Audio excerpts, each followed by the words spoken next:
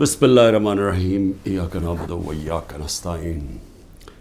میرے پاکستانیوں، آج میں پولیس تھانے گیا اپنی انویسٹیگیشن کے لیے، اپنی سٹیٹمنٹ ریکارڈ کرنے کے لیے۔ تو میرے لیے تو اب ایسے ہے کہ عدالتیں میرا آفس بن گئی ہیں، ہر روز میں آفس جاتا ہوں جس طرح، اور یہ انویسٹیگیشن پولیس کے بار بار پولیس اور جی آئی ٹیز کی انویسٹیگیشن میں بھی جاتا ہوں۔ میں صرف اپنی قوم کو آج یہ بتانا چاہتا ہوں کہ مجھے اس دوران میں اللہ کا شکر ادا کرتا ہوں کہ یہ جو میں 14 مہینے سے گزرا ہوں، میں نے 27 سال پہلے تحریک انصاف شروع تو کی تھی کہ اس ملک میں سب سے بڑا مسئلہ یہ ہے کہ انصاف نہیں ہے۔ مطلب انصاف کا مطلب یہ، انصاف اب یاد رکھیں ہمیشہ کمزور کو چاہیے ہوتا ہے، طاقتور اپنے آپ کو قانون سے اوپر رکھتا ہے۔ امریکہ اپنے آپ کو انٹرنیشنل کرمنل کورٹ کا حصہ نہیں بنانا چاہتا کیونکہ وہ طاقتور ہے، لیکن کمزور ملک اس کا حصہ بننا چاہتے ہیں کیونکہ ان کو طاقتور سے تحفظ چاہیے۔ جنگل کے اندر کمزور کو کوئی تحفظ نہیں ملتا، جو طاقتور ہوتا ہے بس اس کا راج ہے۔ تو انسانی معاشروں کے اندر، جس طرح میں آپ کو بار بار یہ چاہتا ہوں آپ کے ذہنوں میں چلا جائے کہ اللہ کے سارے پیغمبروں کا اصل مشن ہی انصاف تھا۔ اور پھر سے بتا دوں، انصاف آزاد کرتا ہے انسانوں کو، کیونکہ ان کے حقوق طاقتور سے اس کی جب تحفظ دیتا ہے تو انسان آزاد ہو جاتے ہیں، اور آزاد انسان کی پرواز اوپر جاتی ہے۔ ایک انصاف کے معاشرے میں امن ہوتا ہے، اور امن، انصاف اور آزاد معاشرے خوشحال ہوتے ہیں۔ جو آج آپ سارے دنیا کے معاشرے دیکھ لیں، یہ جو بھی مغرب، یورپ وغیرہ، یہ جو بھی خوشحالی ہے وہاں یہ ساری چیزیں ہیں، انصاف ہے، آزاد ہیں، امن ہے، خوشحال ہے۔ ہمارا مسئلہ یہ ہے کہ انصاف نہیں ہے، تو یہ میری سٹرگل چلی تھی۔ تو ان 14 مہینے میں مجھے صحیح طرح اندازہ ہوا ہے کہ یہاں تو بیچارہ کمزور پس جاتا ہے، یہاں تو جو ہمارا انصاف کا نظام ہے اس بیچارہ اس کو تو وہ بالکل نہتا ہے، اس کو معاشرہ بالکل اس کی حفاظت نہیں کرتا۔ میں اپنی پارٹی کو بھی کہتا ہوں کہ جو اب ہمارے سے گزر رہی ہے، ہمارے گھروں میں گھس کے، رشتہ داروں کے بچوں کو اٹھا کے لے جاتے ہیں، عورتوں کو تنگ بدتمیزی کرتے ہیں، کہیں کی جگہ عورتیں بھی اٹھائی ہیں، ان سے بدتمیزی کی ہے، سیف لوٹ لیے ہیں، گھر لوٹ لیے ہیں، گھر توڑ دیے ہیں، بزنسز بند کر دیے ہیں۔ تو یہ جو ہمارے سے ہو رہا ہے یہ سارے کمزور طبقے سے ہوتا ہے پاکستان میں، جب وہ طاقتور کے سامنے اس کا ٹاکرا ہوتا ہے۔ آج اندرون سندھ آپ چلے جائیں تو جو وہاں لوگوں کا کمزور طبقے کا حال ہے، میں آپ کو یقین دلاتا ہوں کہ انسانی معاشرے میں ایسے لوگوں کو کوئی نہیں رکھ سکتا۔ یعنی ہوتا کیا ہے کہ وہ ان کے خلاف جرم بھی ہوتا ہے، ظلم بھی ہوتا ہے، اور انہی کو پھر ان کے اوپر سزا بھی مل جاتی ہے۔ یہ ہر جگہ ہے، یہ ہمارا بدقسمتی سے پختونخوا میں تھوڑا سا کم ہے، لیکن جس طرح آپ نیچے جاتے جائیں، پنجاب، پھر صدرن پنجاب، پھر سندھ، وہاں تو کوئی کمزور کی کوئی سننے والا نہیں ہے۔ تو ہمارے لیے میرا جو آج عزم ہے وہ اور سٹرونگ ہوا ہے، اور مضبوط ہوا ہے کہ یہ ایک جہاد ہے انصاف کی۔ کیوں اللہ کے پیغمبروں نے سب نے انصاف کے اوپر بات کی تھی؟ کیونکہ یہ انسانوں کو آزاد کرتا ہے۔ ہمارے لوگ غلام ہیں، حقیقی آزادی اس لیے ہے۔ تو میں اب تفتیش پہ آتا ہوں۔ تفتیش کیا تھی جی؟ کہ 9 مئی کو بہت بڑی سازش ہوئی، اور آپ مجھے پوچھ رہے ہیں کہ آپ سازش کا حصہ تھے۔ میں نے ان کو کہا سازش ہوئی، اس میں کوئی شک نہیں، وہ سازش تھی، لیکن سازش سے فائدہ کس کو ہوا اور نقصان کس کو ہوا؟ اگر سازش سے ہمیں فائدہ ہوتا تو تبھی آپ کہتے نا کہ ہم نے سازش کی ہے۔ اگر سازش کی وجہ سے 10,000 لوگ ہمارے جیلوں میں ہیں، سینئر لیڈرشپ جیلوں میں ہیں، اب میرے 200 پہ کیس پہنچنے لگے ہیں، ہمارے گھر توڑے جا رہے ہیں، بزنسز بند کی جا رہی ہیں، وہ جیلوں میں سے صرف وہ چھوٹتے ہیں جو کہیں جی کہ میں آج تحریک انصاف چھوڑا ہوں، اب وہ نکل سکتا ہے، اور پھر سب کچھ معاف ہو جاتا ہے، سارے اس کے کیس ڈراپ ہو جاتے ہیں۔ تو سوال میرا یہ ہے کہ فائدہ کس کو ہوا؟ فائدہ ہوا یہ جو سارے منی لانڈررز، یہ 30 سال سے جو ملک کو لوٹ رہے ہیں، جن کے پیسے باہر پڑے ہیں، جو کہ اربوں کھربوں پتی بن گئے ہیں جبکہ ملک مقروض ہو گیا ہے، یہ سارے جو آج اوپر بیٹھے ہوئے ہیں ان کو فائدہ ہوا ہے. اور ان کو فائدہ کس نے کروایا؟ ملک کی اسٹیبلشمنٹ نے. اور انہوں نے کامیابی سے اسٹیبلشمنٹ کو استعمال کیا، اور انہوں نے اس اسٹیبلشمنٹ کو ان کے ساتھ مل کے سازش کی. یہ سازش کبھی نہ ہوتی جب یہ دونوں مل کے نہ کرتے. اور بہت بڑی سازش ہمارے سے نہیں ہوئی، پاکستان سے ہوئی ہے. اب میں آپ کو بتاؤں سازش ہوئی کیسے. سپریم کورٹ کا فیصلہ آ گیا ہے کہ عمران خان کو غیر قانونی اور غیر آئینی طور پہ اٹھایا گیا، اغوا کیا گیا ہائی کورٹ کے اندر سے. یہ میں نے سازش کر کے اٹھایا تھا اپنے آپ کو. میں نے تو نکلنے سے پہلے صبح کو جب مجھے اندازہ ہوا کہ یہ مجھے پکڑیں گے، حالانکہ میرے اوپر کوئی کیس نہیں تھا، میں سب پہ بیل میں تھا، جب مجھے پتہ چلا تو میں نے پہلے کہا کہ وارنٹ دکھاؤ اور مجھے پکڑ لو. تو کیا ضرورت پڑی تھی کہ ڈنڈے مار کے، چیزیں توڑ کے، شیشے توڑ کے، وہ بیچارہ رجسٹری آفس کے سٹاف کو مارا، وکیلوں کو مارا، میرے گارڈز کو بیچارے ان کو مارا. کیا ضرورت پڑی تھی؟ کیا کہ میں دہشت گرد تھا؟ تو جان کے یہ دنیا میں دکھانے کے لیے ویژلز یہ جو گئے ہیں کہ جس طرح مجھے وہاں سے پکڑ کے لے کے گئے ہیں. اور اس کے بعد پہلے سے ہی تیاری تھی کہ جو بھی رد عمل آئے گا وہ پہلے سے تیار بیٹھے تھے کہ انہوں نے یہ بلڈنگ چلانی ہے.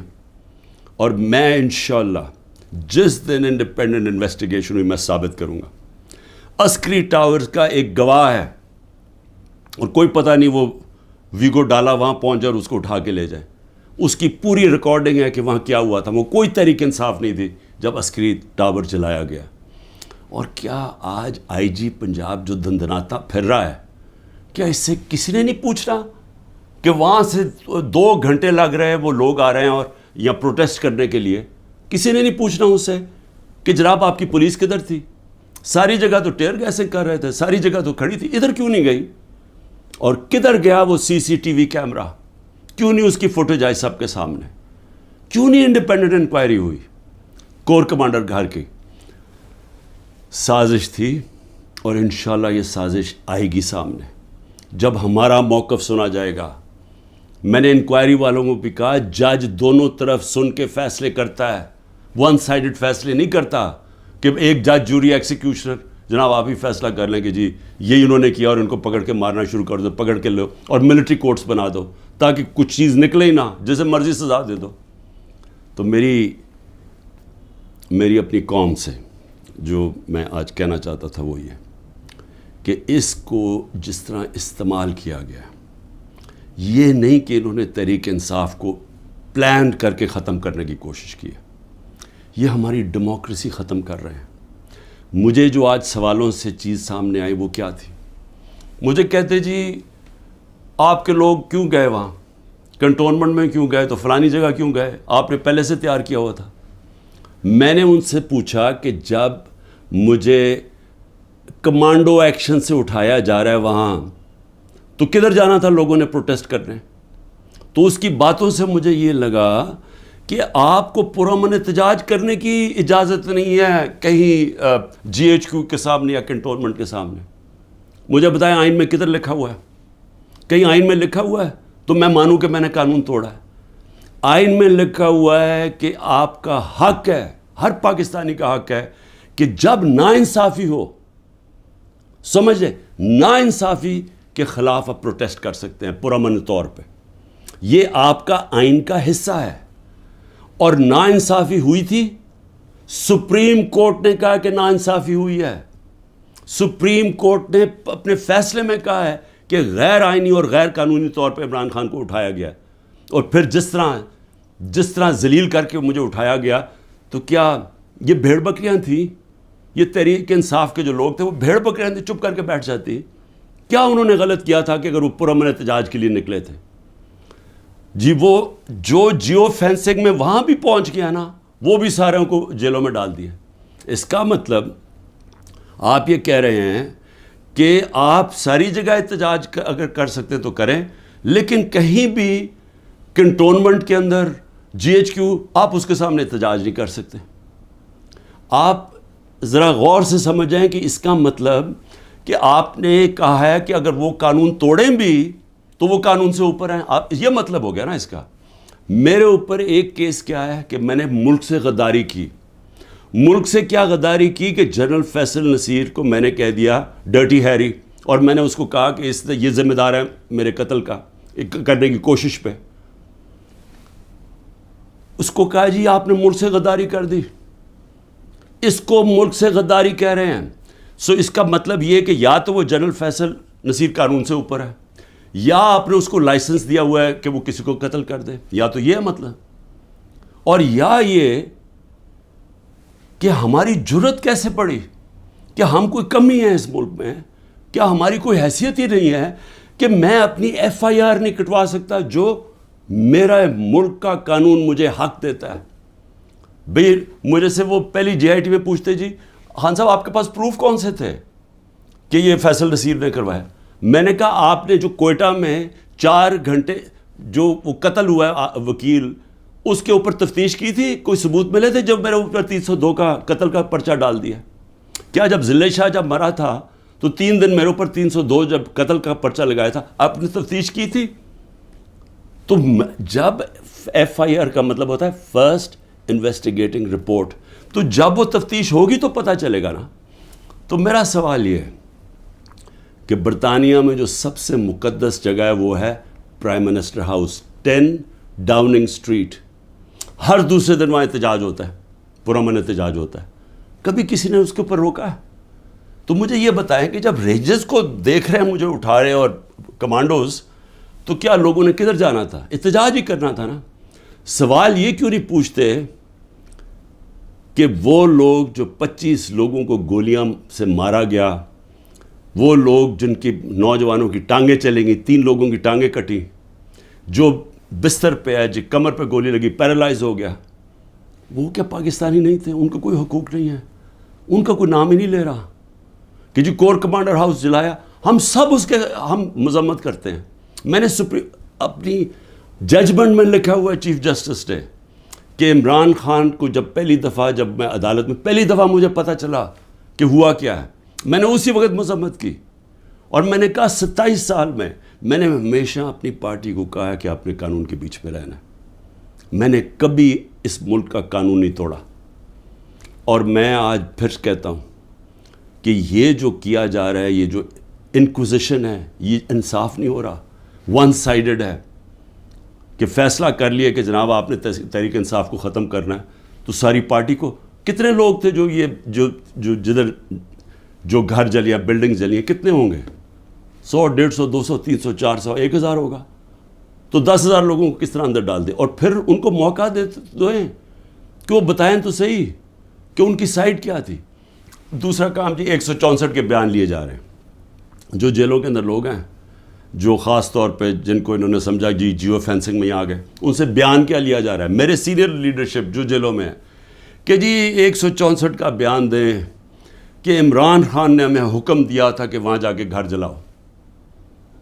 یہ عمران خان کا حکم ہے, یہ ان سے بیان لے رہے ہیں. پہلے تو قانون کے اندر یہ سمجھ جائیں کہ جو وعدہ معاف گواہ ہوتا ہے اس کو گرگٹ کہتے ہیں قانون میں. گرگٹ کا مطلب کہ وہ رنگ بدلتا ہے, وہ جدھر ہوتا ہے جس کے ساتھ ہوتا ہے اسی طرح کا بن جاتا ہے, اس کی کوئی اہمیت نہیں ہوتی. 2 مہینے سے کوشش کر رہے ہیں. اعظم خان کو ادھر پکڑا ہوا ہے, سینئر پاکستان کا سینئر بیوروکریٹ, اس کو اغوا کیا ہوا ہے.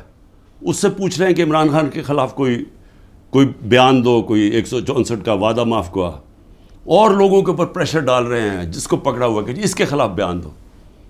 میری جو بھی یہ لوگ لگے ہوئے کر رہے ہیں, میں صرف ان کو ایک پیغام دینا چاہتا ہوں کہ اس ملک کا سوچیں, اس کو تباہ نہ کریں. یہ جو آپ کرنے جا رہے ہیں کہ سب سے بڑی پارٹی جو اکثریت پبلک جس کے ساتھ کھڑی ہے, اور اکثریت کا مطلب 70-80% پبلک آج جس کے ساتھ کھڑی ہے, اس کو عمران خان کو ختم کرتے کرتے ملک کی جمہوریت, ملک کی آزادی, ملک کی ادارے, ملک کا آئین, اس سب کو آپ ختم کرتے جا رہے ہیں. اور اس سے قومیں بچتی نہیں ہیں, خاص طور پہ جو اخلاقیات ختم کر رہے ہیں. ساری morality ختم ہو گئی ہے. کیئر ٹیکر گورنمنٹ پہ وہ بیٹھے ہوئے ہیں, وہ ٹی وی پروگرام پہ کہہ رہے ہیں, ٹی وی پروگرام کی شرم بھی نہیں آ رہی کہ کیئر ٹیکر کا مطلب ہوتا ہے غیر جانبدار, نیوٹرل. وہ کہہ رہے ہیں جی ہم نے بانٹا تھا کہ اس کو اتنے نمائندے اے این پی کے آئیں گے, اتنے جے یو آئی کے آئیں گے اور اتنے فلانے کے آئیں گے. تو یہ تو یعنی اگر ہماری, مجھے افسوس ہے عدالتوں میں بڑا پریشر ہے, لیکن اسی کے اوپر سو موٹر ایکشن لیں کہ کیسے کیئر ٹیکر گورنمنٹ ہو سکتی ہے جو کہ تینوں پارٹیز کی بن گئی ہے. ہم اپنی گورنمنٹ گرا رہے ہیں, آئین کے مطابق کیئر ٹیکر آنا ہے, یہ آ کے بیٹھ گئے اور ہر قسم کی کرپشن ہو رہی ہے. آج کوئی فکر نہیں پڑی نیب کو کہ کرپشن کدھر ہو رہی ہے, کوئی ایف آئی او کو فکر نہیں ہے. ملک کھلے عام کرپشن ہو رہی ہے آج, اور صرف لگے ہوئے ہیں کہ جی کسی طرح اس پارٹی کو ختم کریں. تو میں صرف ایک تو یہ کہنا چاہتا تھا آج کہ میرا یہ جو ہوا ہے آج تفتیش, مجھے حیرت ہوئی کہ وہ یہ, بلکہ وہ ان کے ایسے وہ بول رہے تھے جیسے کہ آپ احتجاج بھی کرنا آپ کے لیے آپ نے کوئی غداری کر رہا ہے ملک کے ساتھ, تو پھر جمہوریت ختم کر دیں, کہہ دیں مارشل لا لگ گیا, کہیں کہ پھر جناب جو مرضی وہ فیصلہ کریں گے وہ کریں گے. لیکن جمہوریت کے اندر ہمارا حق ہے کہ ناانصافی جب ہمارے سے ہوتی ہے اور سپریم کورٹ نے کنفرم کیا تو اس کے بعد ہمارا رائٹ ہوتا ہے پرامن احتجاج. اور میں پھر سے کہتا ہوں کہ جن لوگوں نے جلایا تھا کور کمانڈر گھر یا جو بھی جلائی ہیں بلڈنگز, ان سب کے اوپر ایکشن لینا چاہیے. میں سب سے پہلے کہتا ہوں, اور ہمیں کوئی انفارمیشن ہو ہم بھی آپ کی مدد کریں گے ان کے اوپر ایکشن لینے کے لیے, کیونکہ ہم نے نہیں کیا. دوسری چیز ہی اسرائیل آیا جی, اسرائیل کے اوپر ایک گورنمنٹ منسٹرز کہہ رہے ہیں کہ جی دیکھیں عمران خان کے, اسرائیل نے عمران خان کے لیے سپورٹ کر دیا. پہلے تو یہ ذرا میرے بیان سن لیں, یہ جب میں پرائم منسٹر تھا, یہ میرے بیان صرف یہاں نہیں ہیں, 2 پاکستان میں بھی ہیں اور امریکہ کے اندر جا کے میں نے یہ بیان دیا ہے. یاد رکھیں امریکہ کے اندر سب سے تکڑی لابی اسرائیل کی لابی ہے. امریکہ کے اندر سننے کے میں نے بیان کیا دیا, اور پاکستان میں بھی پرائم منسٹر ہوتے ہوئے. Next questioner. There's been talk about Pakistan forming relations with Israel, and we know the winds of change are blowing through the Middle East. Is this in the cards, and why? I'm afraid I don't know where this has come from. It's not. Pakistan has a very straightforward position, and it was a founder of Pakistan, Quaid-e-Azam, Muhammad Ali Jinnah, who was very clear that, there has to be a just settlement, a homeland for Palestinians before Pakistan can recognize Israel.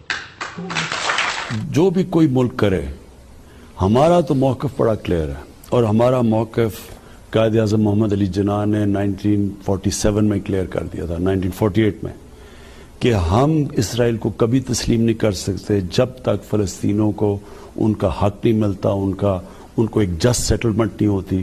جو 2 nation theory تھی Palestinian کی کہ ان کو پورا ایک ان کی state ملے جو کہ پیلسٹینین فیصلہ کریں, ٹھیک ہے.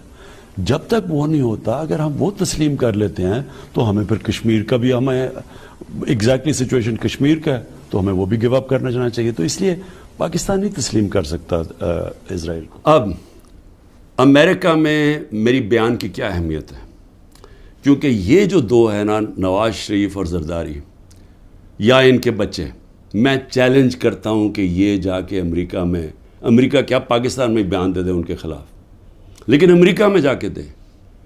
یہ میں کہتا ہوں کہ ان کی اتنی جرت نہیں تھی کہ جب امریکہ نے اور ہندوستان نے مل کے موڈی کے دورے پہ امریکہ جب جوائنٹ سٹیٹمنٹ دی اور انہوں نے کہا کہ پاکستان کا نام لیا, بائیلیٹرل ٹاکس میں پاکستان کا نام آتا ہے کہ جی پاکستان کراس بارڈر ٹیررزم کر رہی ہے اور پاکستان کو بند کرنی چاہیے. کسی کا بیان نکلا کسی کے منہ سے, کہیں وہ بیٹھا ہوا نواز شریف کہ اس کے منہ سے کوئی آواز نکلی, کہیں زرداری کے منہ سے کوئی آواز نکلی؟ نہیں نکلے گی. جب 400 ڈرون اٹیک ہو رہے تھے پاکستان میں, جو دنیا میں کوئی مثال ہی نہیں ہے کہ آپ جس کے لیے جنگ لڑ رہے ہیں وہ آپ کے ملک میں ڈرون اٹیک کر رہے ہیں, ان کے منہ سے ایک لفظ نہیں نکلا. اور میں آج اپنی اسٹیبلشمنٹ سے پوچھنا چاہتا ہوں کہ آپ ان لوگوں کی آج حمایت کر رہے ہیں جن کے اربوں روپے نہیں ڈالر باہر پڑے ہوئے ہیں. یہ کبھی بھی ایک لفظ نہیں کہیں گے ان لوگوں کے پاس جن کو پتہ ہے کہ وہ کسی وقت ان کے، جس طرح وہ روسیوں کے اب ڈالر ضبط کر رہے ہیں نا، ان کی روسیوں کی پراپرٹیز جب سے جنگ ہوئی ہے ضبط کر رہے ہیں، وہ کبھی بھی ان کے ڈالرز، کیونکہ چوری کا پیسہ ہے اور اربوں ڈالر پڑا ہوا ہے ان کا باہر، یہ کبھی ان کے خلاف بات نہیں کریں گے، یہ اپنے ملک کے لیے کبھی کھڑے نہیں ہوں گے. یہ تو ان کو تو ہندوستان سے جان جاتی ہے، کیونکہ ان کو پتہ ہے کہ ہندوستان کی اور اسرائیل کی لابی بڑی مضبوط ہے امریکہ میں، تو یہ تو کبھی بھی نہیں ملک کے لیے سٹینڈ لے سکتے. تو ان کی جو بیکنگ کی جا رہی ہے، میں یہ سوال پوچھتا ہوں کہ آج عمران خان کو تو دہشت گرد ثابت کرنے کی کوشش کی جا رہی ہے. مجھے یہ بتائیں کہ کبھی عمران خان نے ایسی حرکت کی کہ امریکنوں کو میسج بھجوایا جائے اپنے ایمبیسڈر حسین حقانی کے ذریعے میمو گیٹ کے اندر، وہ جو میمو گیٹ تھا، امریکنوں کو کہہ رہا ہے کہ ہماری فوج سے ہمیں بچا لو، اس کو آج پرائم پوزیشن میں بیٹھا ملک کے فیصلے کر رہا ہے.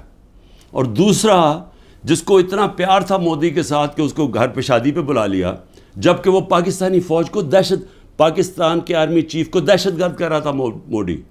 وہ کہتا پرائم منسٹر ٹھیک ہے لیکن وہ تو پتلا ہے، دہشت گرد پاکستانی فوج کو کہہ رہا تھا. ڈان لیکس کے اندر کیا ہوا؟ وہی کہہ رہا تھا نا کہ ہم تو بے بس ہیں جناب، ہماری فوج دہشت گردی کر رہی ہے.